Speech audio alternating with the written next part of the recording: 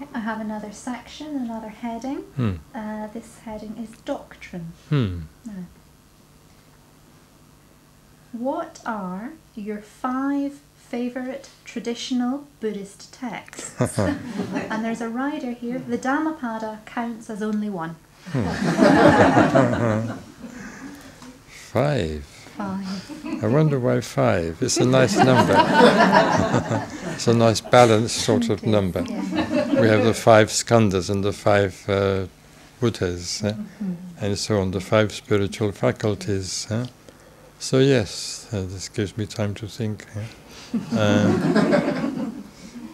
The Dhammapada is certainly one of them.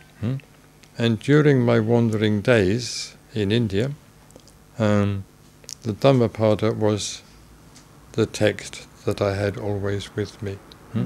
And during those days, as I think I've related in my memoirs, I did manage to commit to memory some of the verses of the Dhammapada in the original Pali, even though at that time I didn't know any Pali.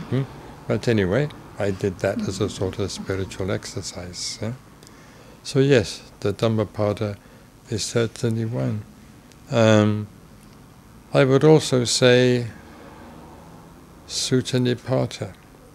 That's also been a very cherished scripture, so far as I've been concerned, for many, many years. It contains an immense variety of material, both doctrinal and, in a sense, literary.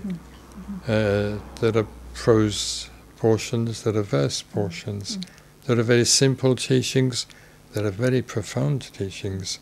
Some of the most profound teachings in the entire Pali Canon are to be found in the Sutta Nipata, especially in the Attaka Vagga and in the Parayana Vagga, and they repay very close study and attention indeed.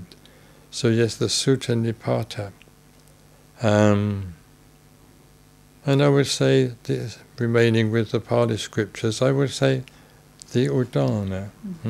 Both the Sutta Nipata and the Udana seem to belong, at least in part, to a very early stratum of Buddhist tradition, and in them we seem to come quite close to the Buddha's actual teaching, almost in his own words, if not quite so. But then what about the Mahayana scriptures? I've only got 2 scriptures left. So I think I would have to say, well, first of all, the Vajracchedika Sutra, the Diamond Sutra.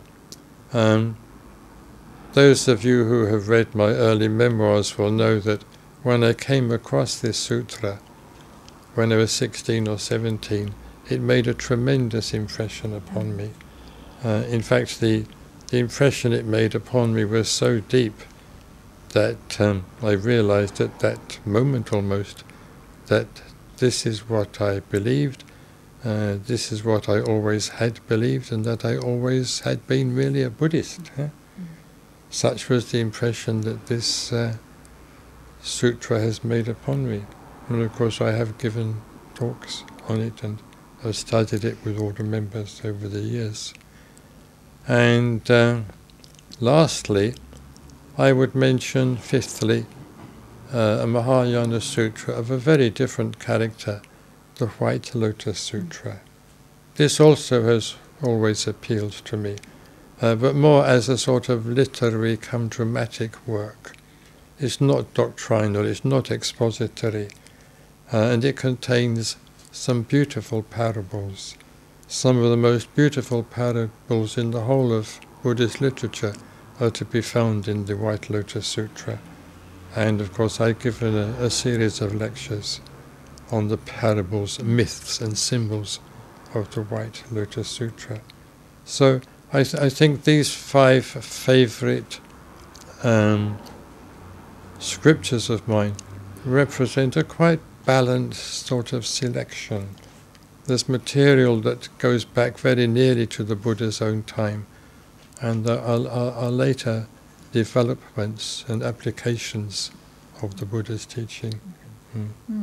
So That's my 5. Thank you.